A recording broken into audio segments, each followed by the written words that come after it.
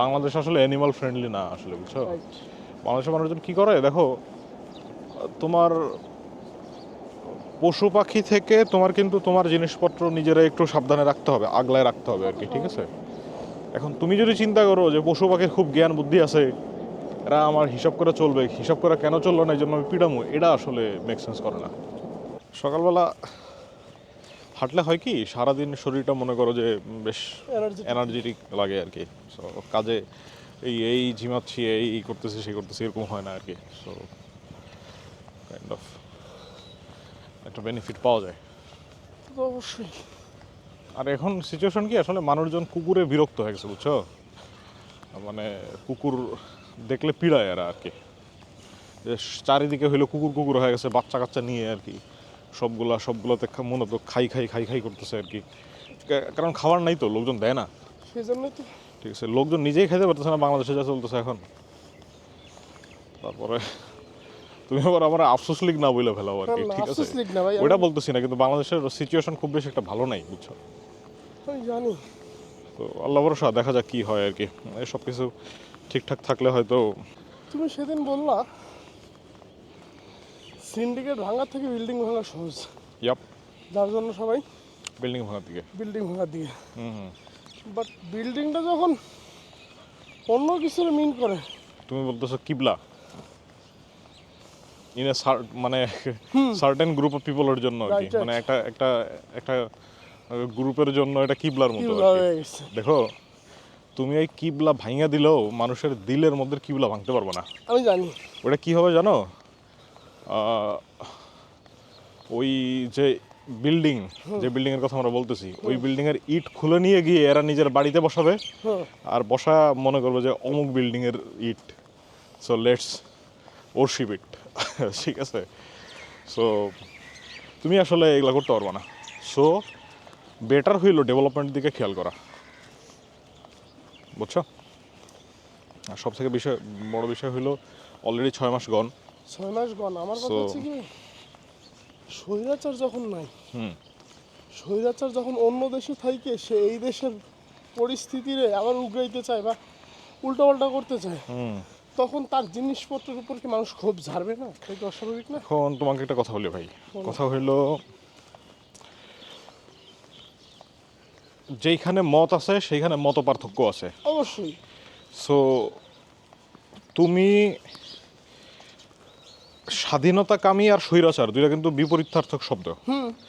এখন স্বাধীনতাকামী লোকজন একটা বিপ্লবী সরকার গঠন করছে বা করে নাই, বা স্বাধীনতাকামী লোকজন আসছে, এটা ভালো। এখন স্বৈরাচার তার দিক থেকে চেষ্টা করবে ইয়ে করার জন্য, কি বলে, এইটারে এটা ঘোরানোর জন্য। ঘোরানোর জন্য, প্রশ্নবিদ্ধ করার জন্য, এবং এটা খুবই নর্মাল প্রসেস, তানভীর। হ্যাঁ, হ্যাঁ, হ্যাঁ। বুঝতে পারছো আমার কথা কি বলছি? হক থাকলে বাতিল থাকবে, এটা স্বাভাবিক। সো দেখো, এই দুইটা হেলদি, এই দুটো থাকা হেলদি, কোনো একটা থাকা হেলদি না। হেলদি না, রাইট। এই যে দেখো, এত বড় আন্দোলন হইলো, এতগুলো মানুষ মূল্য কেন বলো তো? কেন? স্বৈরাচার কেন বলা হয়? স্বৈরাচার মানে না একনায়কতন্ত্র কাইন্ড অফ, যে সব একা একা নিজে বলে, মানে বিরোধী মতরে আটকায় ধরে। হ্যাঁ, হ্যাঁ। এখন তুমি এই বিরোধী মত, কথা বলার স্বাধীনতা, এত কিছুর জন্য লড়াই বড়াই করে তুমি যদি গদিতে বসে আবার সেই কাজটাই করো, যে আরেকজনের মুখ তুমি আটকায় রাখতেছো, এটা তো পারবা না ভাই তুমি। আমার কথা বুঝছো কি বলছি? তুমি চাইলেও পারবা না মেহেদি, মানে তানভীর। ধরো এখন তুমি একটা বিল্ডিং ভাঙছো, সে লাইভে আসতে চাইছে, তাই তাই না? লাইভে এর পরের বার যদি লাইভে আসে, এবং ইন্টারনেট যেহেতু ওপেন, মানে সেই ইন্টারনেটে যত ইচ্ছা তত আসতে পারে। এখন তার সমর্থক কারা কারা সেই লাইভে জয়েন করবে না না করবে, সেটা সেই সেই সমর্থকদের ব্যাপার। তুমি কাউরে যা জনজনে বলতে পারবো না যে তুমি জয়েন করতেছো কেন। বুঝতে পারছো আমার কথা কি বলছি? সো দেখো, গণতান্ত্রিক রাষ্ট্র কাইন্ড অফ এরকম যে তুমি আগে থেকে কোনো কিছু ঠাউর করতে পারবে না, অথবা তুমি কাউরে বাধা দিতে পারবা না, কিন্তু সে যখন পরিকল্পনা করবে দেশে নাশকতা করার বা এই কিছু, তখন তুমি যা ধরতে পারবা তারে, ঠিক আছে? কিন্তু এগুলো আসলে তুমি করতে পারবা না আর কি, ঠিক আছে? যখন এটা দেশ বিরোধী ষড়যন্ত্র চলে যায়, কিন্তু হয় কি, বাংলাদেশের রাজনীতি হলো নোংরা। বাংলাদেশের রাজনীতিতে বিরোধী দল মানে বিরুদ্ধাচরণ করার রাস্তা হইল মানে দেশের বিরুদ্ধে ষড়যন্ত্র করা, জনগণ মারো। বুঝতে পারছো? সো এইটা হইল এইটা আসলে। আর কারণ কি জানো, এর পিছনে কারণ কি আমি তোমাকে বলি আর কি। বাংলাদেশের আসলে লজ্জা শরম একটু কম, সরি টু সে। কী কারণে লজ্জা শরম কম তোমার যদি একটু বলার চেষ্টা করি আমি। ধরো তুমি সরকার পক্ষ, আমি বিরোধী পক্ষ।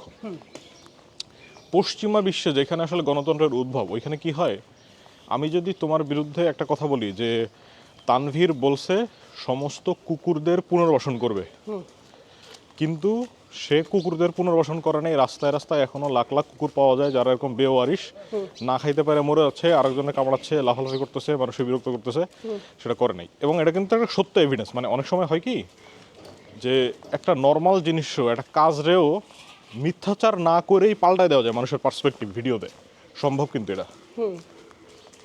বুঝছো কি বলছি? বুঝতে পারছি। মিথ্যা কথা না বইলা সত্য বইলেই কথা মানুষের বলে মানুষকে- সেন্স ঘুরা দেওয়া যায় আর কি, এটা পসিবল। এখন এই জিনিস যখন আমি করব, এটা কিন্তু আমি সত্য কথা বললাম।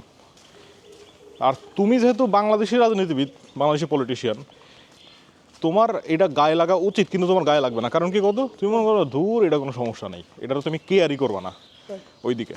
এখন তোমার বিরুদ্ধাচরণ করতে গেলে কি করা লাগবে তোমার বলো তো? মানবতা বিরোধী অপরাধ করা লাগবে দেশের মধ্যে। সেটা কি?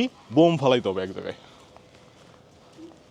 বুঝছো আমার কথা কি বলছি? ইউরোপ আমেরিকা কীরকম হয়, আরে ডিরেক্টলি বলে, এই ট্রাম্প ইয়েরে বলছে আর কি, এই যে বাইডেন ক্ষমতা ছিল না, বলছে বাইডেন অনেক বৃদ্ধ, বাইডেন কাজ করতে পারে না। এই কথা বললেই বাইডেন খেয়ে গেছে। এইগুলা হইলো বিরুদ্ধাচরণের লেভেল। আর বাংলাদেশে এইগুলা কইলে বাংলাদেশের কেউ মনে করো যে গায়ে কথা লাগাবে বলবে না আর কি। এখন বাংলাদেশের গায়ে লাগাইতে গেলে কি করা লাগবে? বোম ফেলাইতে হবে। বোম ফালাইতে হবে, এই জন্য ফালাই বোম। আচ্ছা, তোমার একটা প্রথম প্রশ্ন গেল, এবার দ্বিতীয় প্রশ্ন হচ্ছে, না আমি কি অনেক পেঁচাই ফেলছি? না না না, পেঁচাও নেই তুমি, ঠিক তবে আছে, দেখো আমি আমি point আমি তোমাকে বলি আর কি, বাংলাদেশের মধ্যে যারা সাপোর্টার আছে এই দলটার, তুমি অদ্ভুতভাবে, মানে এরকম অদ্ভুত হইলো সত্য এটা, যে বাংলাদেশে এই যে গণহত্যা হইল, এই গণহত্যারে সাপোর্ট করার জন্য, জাস্টিফাই করার জন্য এরকম লাখ লাখ বাংলাদেশের সাপোর্টার রয়েছে যারা জাস্টিফাই করতেছে সোশ্যাল মিডিয়াতে, এবং তারা এটা অস্বীকার করে বা স্বীকারই করতে চায় না। এরা বলে গণহত্যা একটা হইছে কিন্তু আওয়ামী লীগ কিছু করে নেই বা এরকম কিছু করে নেই, ব্লা ব্লা ব্লা, এইসব জিনিসপত্র আর কি। সো তুমি এখন এত বেশি সাপোর্টার যদি থাকে একজন স্বৈরশাসকের, তার মানে বুঝতে হবে যে স্বৈরশাসকের এত বেশি সাপোর্টার থাকলে তাতে এখনো ফ্যান ফলোয়ার রয়েছে আর কি এখানে। সো তুমি তো এত বড় জনগোষ্ঠীর মুখ আটকে রাখতে পারবে না তানভীর। সো তোমার এমন কিছু করা উচিত যাতে এই জনগোষ্ঠীটা কনভার্ট হয় তোমার দেশের ডেভেলপমেন্টের জন্য, রেদার ওদের কথা অনুযায়ী। এবার তুমি বলতে পারো যে ভাই এই জনগোষ্ঠীরে কনভার্ট করা সোজা না, এরা হইলো পূজারি একটা দলের, ব্লা ব্লা ব্লা, এইগুলো আলাদা আলোচনা। কেমনে তুমি কনভার্ট করবা, তারা কনভার্ট হবে না না হবে, সেগুলো আলাদা আলোচনা, বুঝতে পারছো? কিন্তু তুমি এত বড় জনগোষ্ঠীর মুখ এরকম আটকে রাখতে পারবে না। আচ্ছা ভাই, তা এই জনগোষ্ঠী কি দেখতেছে না, বা এই জনগোষ্ঠী কি জানে না যে আমাদের দেশের টাকা কি পরিমাণে বিদেশে পাচার হইছে? আমরা এক একজন মানে মাথা পিছু কত পরিমাণে ঋণ, কি পরিমাণে আমাদেরকে লুইটে পুইটে খাওয়া হয়েছে, তারপরে কিসের জন্য তারা সাপোর্ট করতেছে বা কিছু? সক্রেটিসের একটা কথা ছিল বুঝছো, যে I can not teach any on anything, I can only make them think. So এই কথার মিনিং কি জানো? কথার মিনিং হলো এই যে সক্রেটিস এত বড় একজন শিক্ষক, সো উনি এরকম একটা কথা বলছে, তার মানে হলো এই, মানুষজনরা তুমি যতই সত্য দেখাও না কেন, ঠিকটা দেখাও না কেন, এই সত্য মিথ্যা আসলে এটাও রুট লেভেলে চিন্তা করলে মানুষের পার্সপেক্টিভ। একজন মানুষ একটা জিনিস দেখে মনে করবে এটা সত্যি, আর একজন মানুষ ওই সেম জিনিস দেখে মনে করবে এটা মিথ্যা, এবং সে শুধু মনে করবে না, এটা সে বিশ্বাস করবে। আর একজন মানুষ যখন একটা জিনিস যখন বিশ্বাস করে, তুমি তারে বললে তো বলতে পারো, ঠিক আছে, but he he won't care. বুঝতে পারছো আমার কথা? সো ম্যাটারটা হইলো যে সে কেয়ার করতেছে কিনা। সো এরকম অনেক জিনিস আছে, আমি তোমার দেখাইতে পারি, বাট আমি পুরো শিওর তুমি আমার সামনে বলবা যে হ্যাঁ হ্যাঁ ভাই ঠিক আছে ঠিক আছে ঠিক আছে ওকে, বাট তুমি বিশ্বাস করতে পারবা না, বা বিশ্বাস হবেই না, তোমার মাথা থেকে এটা তুমি ঝেড়ে ফেলবা। এবং আমরা প্রত্যেকটা মানুষই এই, বুঝতে পারছো না আমার কথা কি বলছি? সো এরা আসলে কি দেখলো না দেখলো এইগুলো নিয়ে তর্কাতর্কির মধ্যে না যায়, চেষ্টা করা উচিত দেশের ডেভেলপমেন্ট কোথায় হয় সেটার দিকে। ওইটার দিকে যখন তুমি তাকাবা, আজকে হোক, 200 বছর পরে হোক, 400 বছর পরে হোক, 500 বছর পরে হোক, এই জনগোষ্ঠী বা এই জনগোষ্ঠীর পরবর্তী প্রজন্ম বলতে বাধ্য হবে যে না, আমার পূর্বপুরুষ বিরোধিতা করছিল, বাট ডেভেলপমেন্টটা হয়েছে এবং আমরা সবাই অ্যালাইন্ড এখন। বুঝতে পারছো কি বলছি? সো এটা আসলে এরকম হবে না আর কি। আর সব থেকে ইম্পর্টেন্ট বিষয় হলো, আমি যে জিনিসটার জন্য বিরোধিতা করছি এটার, গত স্বৈর শাসক যেই কাজগুলো করছে সেই কাজগুলো তুমি যদি স্বাধীনতাকামী জনগণ হয়ে করো, তুমিও ভাই সেম রাস্তায় হাঁটতেছো আচ্ছা, এবং তাহলে তোমার ডেস্টিনেশনে কি? আমি এই কথাটা একটু মাঝখানে বলি। সে কিন্তু ওই সবাইরে ধরছে, জামাত, বিএনপি, হুজুর, সাধারণ পাবলিক সবাইরে মারছে, রাইট? কিন্তু স্বাধীনতাকামী লোকজন কি সাধারণ পাবলিক, জামাত, বিএনপি এদের মারতেছে নাকি শুধু স্পেসিফিক ওই দলটার লোকজনকেই বা ওই দেখো, দলটার? ওই স্পেসিফিক দল বা স্পেসিফিক দলের লোকজন প্রোটেকশন দেওয়া আর আক্রমণ করা দুই জিনিস। হ্যাঁ, বুঝতে পারছো আমার কথা? দেখো, যতদিন পর্যন্ত এরা আওয়ামী লীগের বিভিন্ন লোকজনের নাশকতা ধ্বংস করতেছিল, অ্যাটাক করতেছিল, এটা করা যাবে না, এটা করা যাবে না, চাকরি থেকে চ্যুত করতেছিল, এটা সব কিছু ঠিক ছিল। কিন্তু একটা বাড়ি, যেই বাড়িটা কোনোদিনও কথা বলতে পারবে না, মানে দিতে পারবে না আর কি, ওটার কি বলে, তোমার বিরুদ্ধে কোনো অ্যাকশন নিতে পারবে না, তোমার গায়ে হাত তুলতে পারবে না, ওইটারে ওইটারে মানে ওইটার গায়ে হাত দেওয়া মানে কি জানো? লোকজনের দিলের ভিতরে কিবলা শেষ না করে ওই কিবলায় ভাঙা মানে হইলো তুমি তাদেরকে আরও অ্যাগ্রেসিভ বানাচ্ছ, তাদের রাস্তাটা আরও সোজা করতেছো এবং তুমি তাদেরকে আমন্ত্রণ করতেছো, আসো সম্মুখ যুদ্ধে আসো। তখন কী হবে বলো তো? এরা যখন সম্মুখ যুদ্ধে চলে আসবে, আমি মানে ইনিশিয়ালি ধরে নিলাম যে তুমিই জিতবা এরা যদি লড়াই করতে আসে, কারণ তোমার হাতে লোকজন বেশি। এখন তুমি যদি যেত, তারপরেও তো তোমার নিজের তো কিছু শ্রম, শক্তি, এরপর টাকা পয়সা, সময় ব্যয় করতে হচ্ছে। এই টাইমটা কি তুমি তোমার ডেভেলপমেন্টের জন্য ব্যয় করতে পারতা না? আমার কথাটা বুঝছো কি বলছি? বুঝতে পারছি। তুমি আসলে এরকম ওপেন চ্যালেঞ্জ দেখো, আমার দুঃখটা কিসের? বৈষম্য বিরোধী ছাত্র আন্দোলন কিছুদিন আগে শুনলাম একটা রাজনৈতিক দল ঘোষণা করবে, এবং আমিও চাচ্ছি যে তারা একটা রাজনৈতিক দল ঘোষণা করুক, নতুন একটা দল আসুক, বাংলাদেশ নতুন একটা কিছু পাক, হোয়াট এভার ইট ইজ, কিছু একটা পাক, ওকে, নতুন ধরনের একটা রাজনীতি চালু হোক। কিন্তু দেখো, এই ছাত্র দল এরা তো মনে করো যে বিএনপি, আওয়ামী লীগ, জামাতের রাজনীতি দেখে দেখে অভ্যস্ত, এবং এরা শিখছেও এই, তাই বুঝতে পারছো? এখন এই যখন এরা শিখছেও যখন সেম জিনিস, এরা রাজনৈতিক দল হয়ে করবেও সেম কাজটা। আর এই সেম কাজটা যখন এরা করবে, তখন তুমি দেশে আসলে আগায় নেওয়া পসিবল হবে না। কারণ মানুষ তো ম্যাটার না, ম্যাটার হইলো কি করতেছো তার উপরে, বুঝছো না? সো বিএনপিও যা করছে, আওয়ামী লীগও যা করছে, বৈষম্য বিরোধী ছাত্র আন্দোলন যদি একই কাজই করে, সেরেফ এই দলের মধ্যে সার্জিস আর হাসানাত আছে বইলা বাংলাদেশ যে ওই সেম কাজ করার পরে খুব ভালো হয়ে যাবে, এটা আশা করা যায় না। কাজ তো একই। রাস্তা তুমি যদি তুর্কিস্তানের পথে হাঁটো ভাই, তুমি তুর্কিস্তানেই যাবা, সৌদি আরবে যেতে পারবে না তুমি কোনো সময়, বুঝছো না? সো এটা হইলো বিষয় আর কি। এবার তোমার আমি আরেকটা পয়েন্ট ধরি, হ্যাঁ, যে তুমি বলছো সিন্ডিকেট ভাঙার থেকে বিল্ডিং ভাঙা সহজ। আচ্ছা, সিন্ডিকেট ভাঙার ব্যাপারে, এই ব্যাপারে আমি কারোরই কোনো দেখি না, অগ্রগতি দেখি না বা কিছু না, না বিরোধী দলীয় ছিল, না বর্তমানে অন্তর্বর্তীকালীন সরকারের আছে বা কিছু। এই ব্যাপারে কি তোমার মতামত কি? দেখো, তোমার আগেও বিভিন্ন কথাবার্তা বলার সময় তোমার বলছিলাম একবার যে বাংলাদেশ আসলে, শুধু বাংলাদেশ না, সারা পৃথিবী, মানে রাজনৈতিক দলের ফান্ডিং, একটা বড় অংশের ফান্ডিং আসে হইলো বিভিন্ন বড় বড় ব্যবসায়ী সংগঠন থেকে, সমিতিগুলো থেকে আর কি, ঠিক আছে? এখন জেনারেলি যখন ওই দল ক্ষমতায় আসে, যেই দলে ব্যবসায়ীরা ফান্ডিং দেয়, ব্যবসায়ীদের কিছু চাহিদা থাকে। এখন বাংলাদেশের জনগণের জন্য সরকার করে, বা অন্য দেশের জনগণের জন্য সরকার করে, কিন্তু কতটুকু করে জানো? যতটুকু করলে ব্যবসায়ীদের উপরে আঘাত আসবে না ততটুকু। জনগণরা হইলেও মনে করো সরকারের সৎ ভাই, আর ব্যবসায়ীরা মনে করো সরকারের আপন ভাই। বুঝেছো আমার কথা কি কইছি? এখন সৎ ভাইয়ের জন্য কিছু করবে, এটা ডেফিনেটলি সত্যি, কিন্তু সৎ ভাইয়ের জন্য কিছু করার আগে আপন ভাই যেন ক্ষতিগ্রস্ত নয় সেটা তো দেখবে আর কি, বুঝছেন? এখন হয় কি, সরকারের মধ্যে একটা ব্যালেন্স করতে চায় আর কি, বড় বড় দেশের সরকারগুলা একটা ব্যালেন্স করতে চায়, আর ওদের ট্যাক্স পার্সেন্টেজও অনেক বেশি। লাইক কীরকম, তুমি যদি ইউরোপে যাও বা ইউএসএতে যাও, দেখবা যে একটা বড় অংশ ট্যাক্সে চলে যায়, 40%, 30%, 50%, এরকম বড় অংশ তোমার ইনকামের। মানে তুমি যদি বছরে ধরো $50,000 ইনকাম করতে পারো, এটা খুবই নর্মাল। যারা ইউএসএতে বছরে $50,000 মানে ইনকাম করতে পারে লোকজন আর কি, ঠিক আছে? সো $50,000 ইনকাম করো তো $25,000 তোমার আসলে চার্জ হিসেবেই দিয়ে দিতে হবে আর কি। মানে সরি, চার্জ বলতে কি, ট্যাক্স হাবি যাবি এরকম বিভিন্ন টিয়ে হিসেবে দিয়ে দিতে হবে, আর $25,000 তুমি ইউজ করতে পারবা, ইউজেবল আর কি, ঠিক আছে? সো এত বেশি নেওয়ার পরে আর যেহেতু ওরা এত বেশি ট্যাক্স নেয় এবং তোমার সংসদে দেখা যায় যে বিরোধী দল যারা থাকে, প্রধান বিরোধী দল, এরাও কিছু টাকা পয়সা পায়, মানে লাইক বেতন হিসাবে আর কি, বুঝতে পারছো? আর তাছাড়া নিজে ওদেরও কিন্তু ব্যবসা বাণিজ্য থাকে। ইউএসএতে কিন্তু কোনো ছাপড়ি মনে করো যে চাকরি বাকরি পায় না তাই এসে রাজনীতিতে ঢুকছে, এরকম হয় না। তা তো জানি। ঠিক আছে, এরকম হইলে কেউ তারা ভোট দিবে না। আর বাংলাদেশের ক্ষেত্রে কিন্তু এটা সম্পূর্ণ ডিফারেন্ট।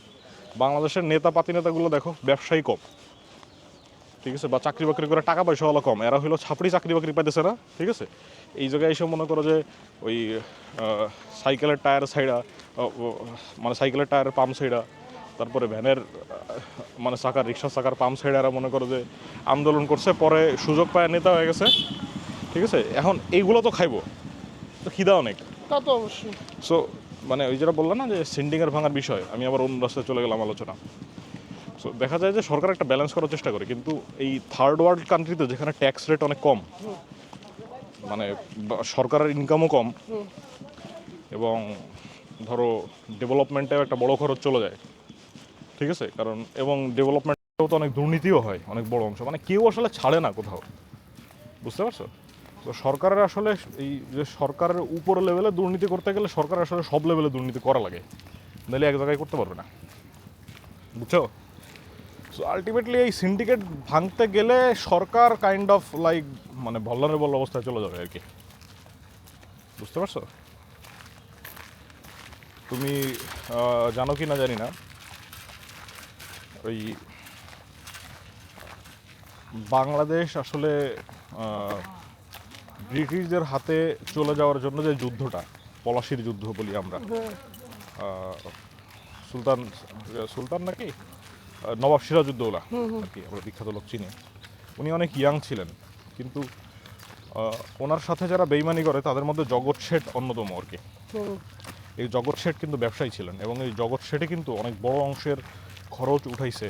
মানে এই ইংরেজরা যে যুদ্ধ করবে না, করবে, এই যুদ্ধের অনেক বড় অংশের খরচ জগৎ শেঠ দিছে। জগৎ শেঠ বাঙালি হয়েও জগৎ শেঠ একা যদি এই যুদ্ধের খরচপাতি না দিত, তাহলে ইংরেজরা নিজেদের পকেটের টাকা খরচ করে নবাবের সাথে যুদ্ধ করে পারে উঠতো না, এটা আমার বিশ্বাস আর কি। জগৎ শেঠ কিন্তু নিচে নাইমা যুদ্ধ করে নাই, অথবা করছে হয়তো, শিওর আমি জানি না, কিন্তু খরচ উঠাইছে জগৎ শেঠ। কী কারণে বলতো? স্রেফ শত্রুতার বসে নবাবের সাথে।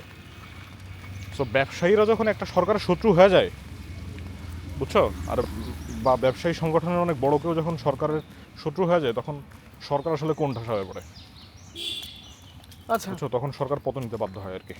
এটা বলি আবার, তাহলে কি আমাদের সিন্ডিকেট যেহেতু ভাঙ্গা হবে না, তাহলে কি আমরা আবার সেই নিম্নবিত্ত যে লোকগুলা, সেগুলাকে এখনো সেই এখন আমি তোমাকে একটা কথা বলি, শোনো, সিন্ডিকেট ভাঙা হবে না বিষয়টা এরকম না, ইন সার্টেন লেভেল পর্যন্ত ভাঙা যাবে, বুঝতে পারছো? হ্যাঁ, সব কিছুতে আমরা স্পষ্ট দেখতে পাই যে ধরো সরকারের সদিচ্ছার একটা অভাব আছে।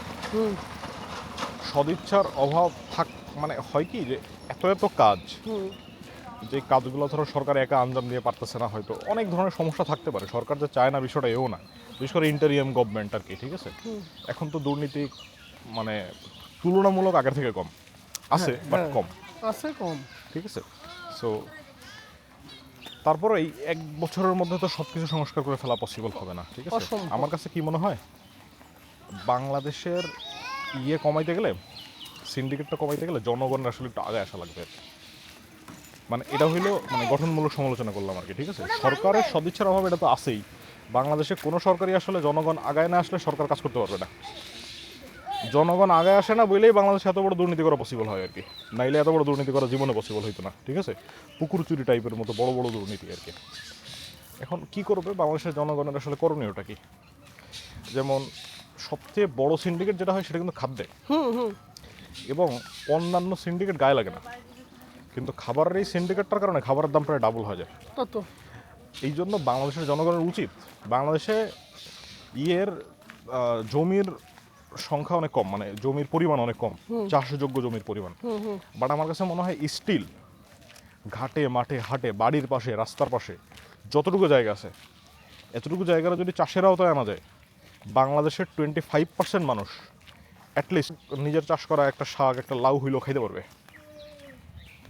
এটা আমার মনে হয়। এখন তুমি যখন এরকম মানে সব জায়গায় ইয়ে করবে, বাংলাদেশের 25% মানুষ এরকম করবে, তখন অটোমেটিক্যালি একটা সিন্ডিকেটের মানে ইয়ে শেষ হয়ে যাবে আর কি, স্পেস শেষ হয়ে যাবে। তখন এই সিন্ডিকেটটা সরকারের বলা লাগবে না যে বাবা তুমি চলে যাও, ঠিক আছে? সিন্ডিকেট অটোমেটিক্যালি তখন নাই হয়ে যাবে আর কি। বুঝতে পারছো? এটা গেল একটা বিষয়।